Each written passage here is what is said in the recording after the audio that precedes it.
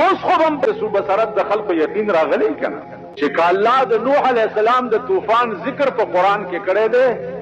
د نوح علیه السلام خبرې خو زه د مولیانو خبرې وې قصې وې.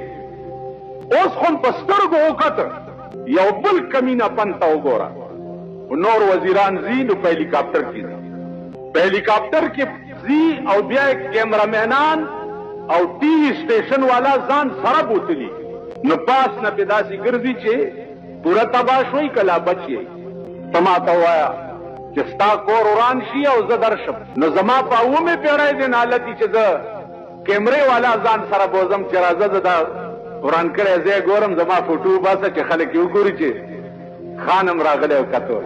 نو ما وی چې دا خدای ولې داسې وکړه؟ هر وخت په خطره کې اوسئ. ستا د توربیلې د بند هم دیوالونه خوځي لګیا که توربیلې کړک وخوړو بیا به نه پیښور وي او نه به مردان وي او نه به چارسده وي او نه به خلیل وي او نه به مومند وي او نه به څه وي. یو ځړک شو او خدای له څه ګران دي. نو عزیزانو کوم خدای چې هغه څه کولی شي هغه خدای دام کولی شي. نو د پاکستان قوم ته به اوس یقین راغلی چې د نوح علیه السلام په کشتۍ پورې ټوکې کولې او ډرامې کولې او کشتۍ تیاره شوه او نوح علیه السلام سره د مرګرو په کشتۍ کې سور شو نو باران شروع شو.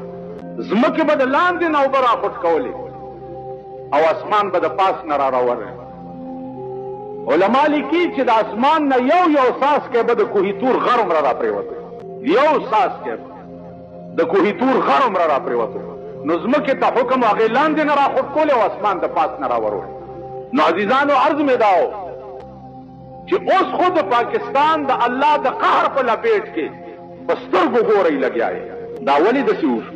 دا ولې؟ دا ځکه ایران د خدای د قهر په لپیټ کې ولې راغلی و؟ ځکه چې د شاهنشاه ایران په وخت کې ایران د هرې ګناه ډیپو نو چې انقلاب پرې راغی بیا د شاهنشاه ایران د ښخېدو ځمکه هم نه وه. امیر عباس هویدا 14 کاله د ایران وزیر اعظم پاتې شوی و چې توپې ته یې وتړلو ویلې ګناه مې څه ده؟